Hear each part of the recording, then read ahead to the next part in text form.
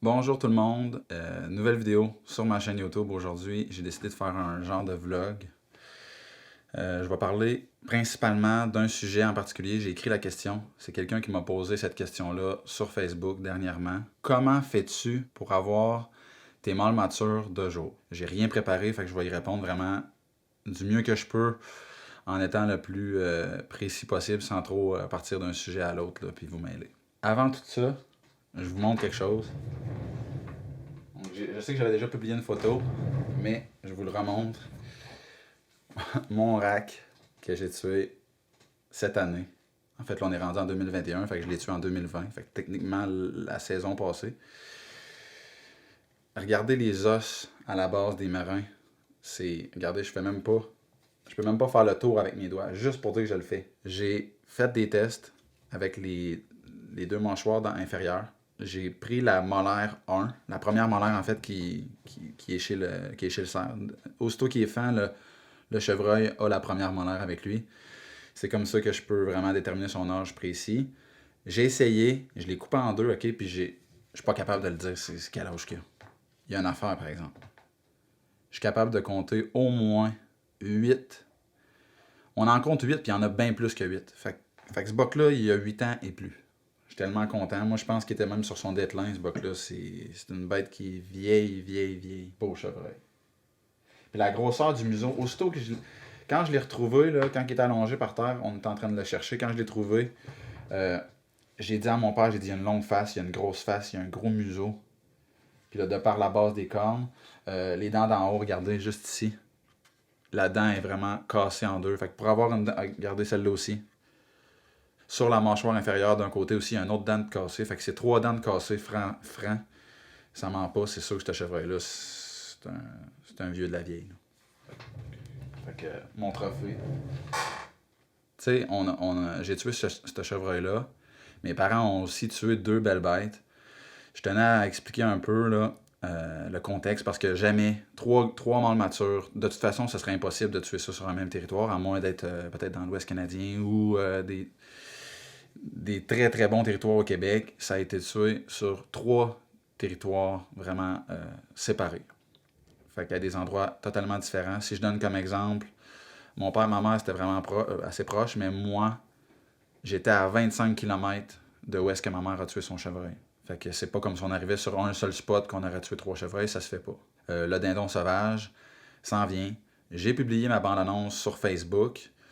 Là, je me suis dit que pour ceux qui l'ont pas vu, pour ceux qui écoutent présentement, je vais vous la remettre à la fin de cette vidéo-là. Donc, c'est vraiment, ça vient de sortir. Là. Je l'ai mis hier sur Facebook, je la mets aujourd'hui sur YouTube à la fin de la vidéo.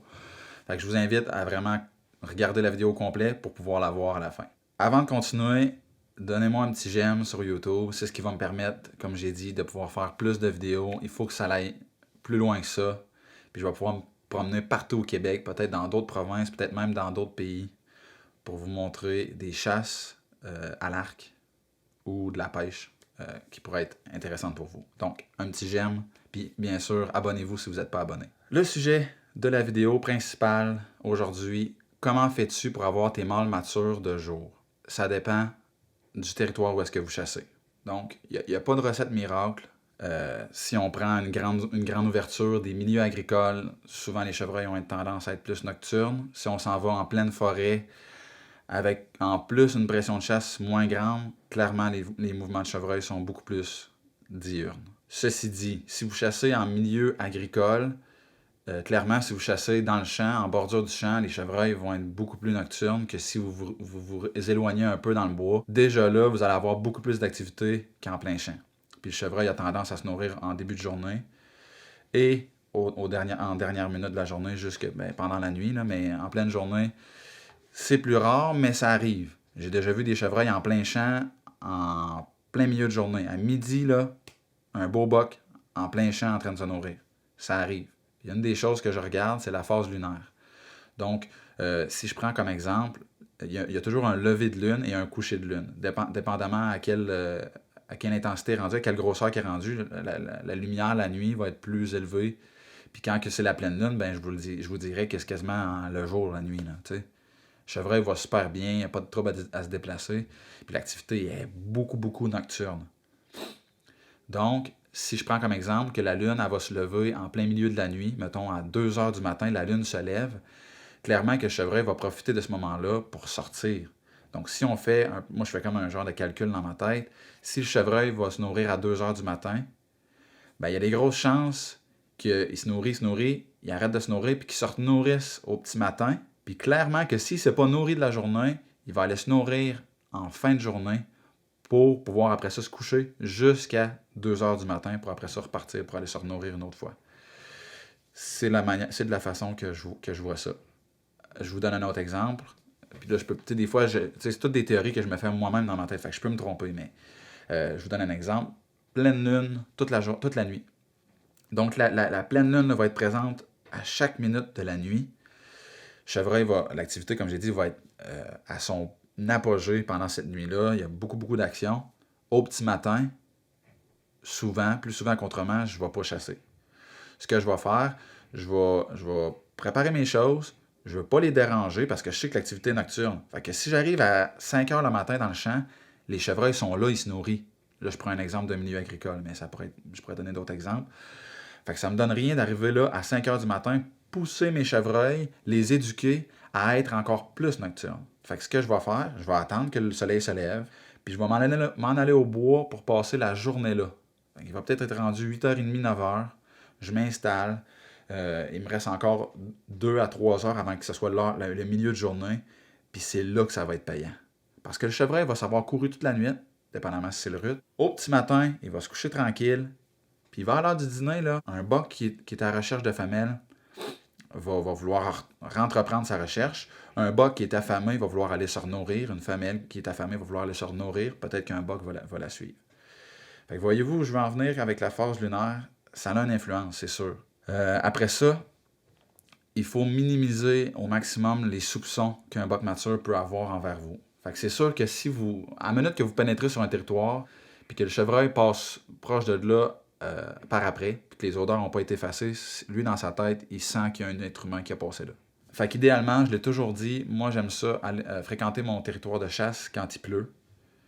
Quand il annonce une pluie, là, vous prévoyez cette journée-là, vous dites, bon, mettons samedi, il annonce une grande, ben de la pluie, je m'en vais prospecter mon territoire. Des fois, c'est pas toujours le fun s'il pleut. Fait que, mettons, la veille, ça peut être bon aussi la veille de la pluie.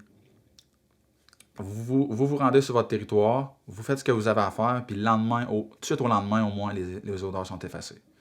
Fait que déjà là, ça vous permet d'être un peu plus discret.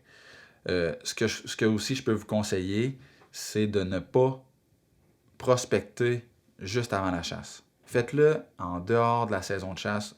Souvent, là, ma meilleure prospection que je fais, c'est tout de suite après la chasse. La chasse termine, je fais ma prospection, je sais que j'ai plus rien à perdre, je rentre dans le bois, je vais creux, je fouille. Au contraire, la chasse arrive dans une semaine, je vais aller fouiller dans le territoire pour voir si je ne trouverai pas des nouveaux signes. Pour avoir un boc mature en plein jour, faut être dans son domaine vital, dépendamment de la saison. C'est ça qui est un peu touché, parce que là, si je parle à des gens qui, eux, chassent juste à l'arbalète, j'ai plusieurs situations à décrire. Là. C'est totalement une situation différente, chasser en septembre, chasser en octobre et chasser en novembre. C'est sûr que quand vous êtes vraiment pré-rut, même avant ça, c'est la nourriture qui est le point numéro 1 que vous devriez avoir en tête. Le chevreuil veut se nourrir, puis souvent ses déplacements vont être limités, puis ça va être juste pour aller se nourrir. Fait que dites-vous toujours que c'est pas parce que vous photographiez pas un chevreuil sur un site à pâté au mois de septembre qui n'est pas là sur le territoire. C'est parce que son domaine vital est vraiment petit, puis c'est pas un sentier qu'il fréquente, puis c'est pas par là qu'il passe pour aller se nourrir.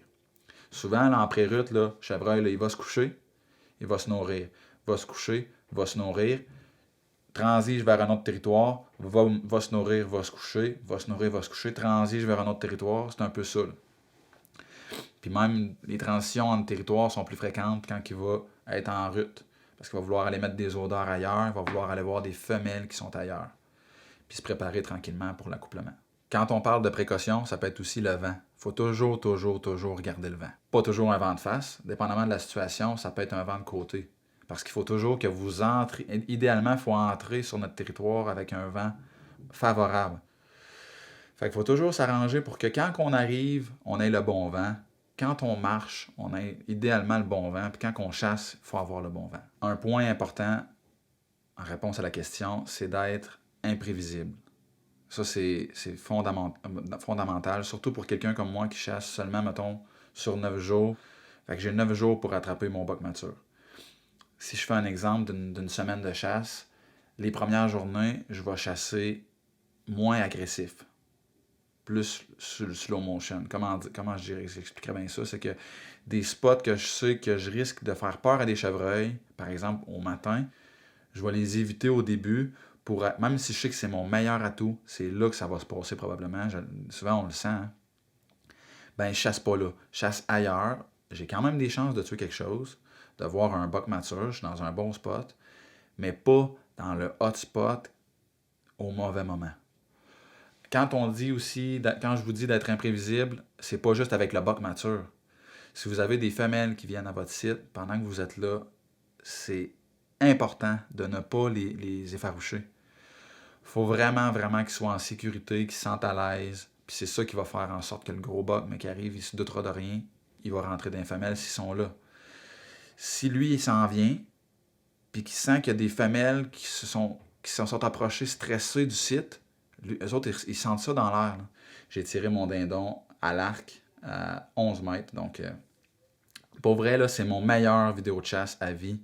Vous pouvez juste pas manquer ça. Donc, je vous montre à l'instant la bande-annonce, qui est vraiment courte, mais ça vaut la peine. Il y a des belles images. Vous allez avoir un bon avant-goût de ce qui s'en vient.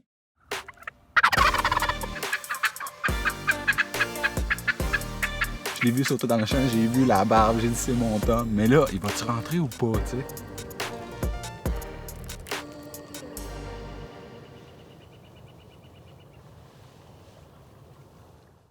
Un gros merci tout le monde pour avoir écouté la vidéo aujourd'hui.